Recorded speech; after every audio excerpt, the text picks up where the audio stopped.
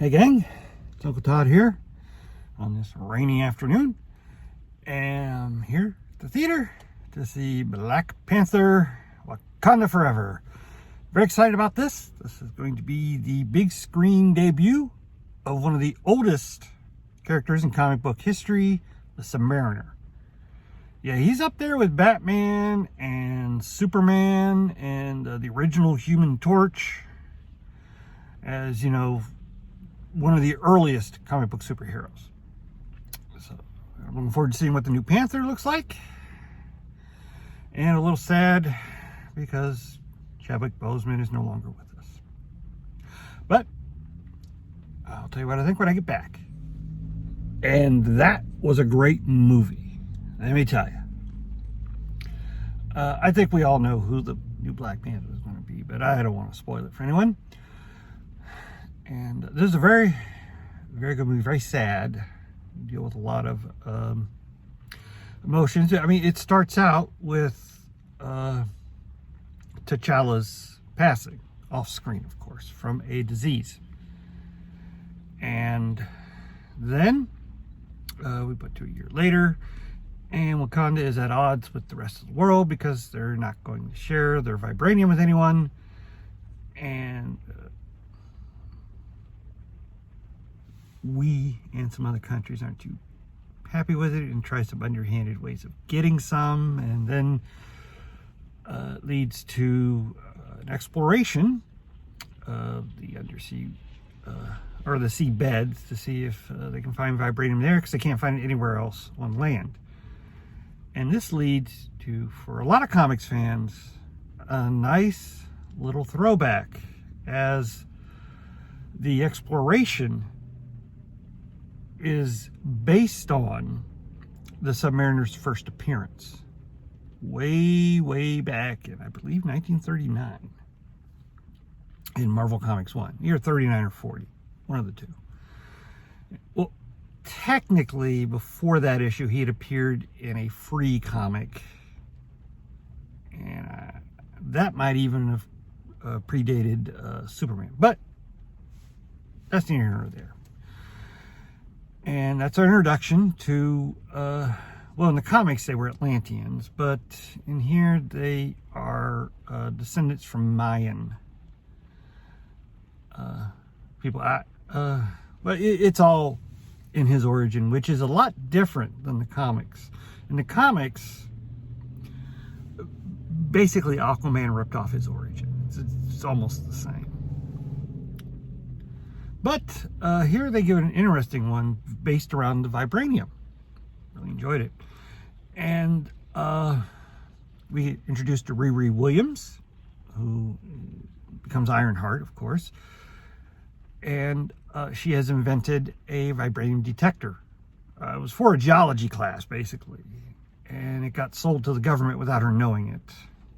And now everybody's after her to build another one, you know. And then we were introduced to Namor, aka the Submariner. No, he's not called that. And he is awesome. He wants her because he wants to kill her, so that they stop invading his land for the vibranium. And he wants an alliance with Wakanda. But his alliance is to wage war on the upper world. And Wakanda's not all about that. And so this leads to some kidnapping, negotiations, and eventually all-out war with Wakanda. And those are great battle scenes. And they do the Submariner justice, I gotta tell you.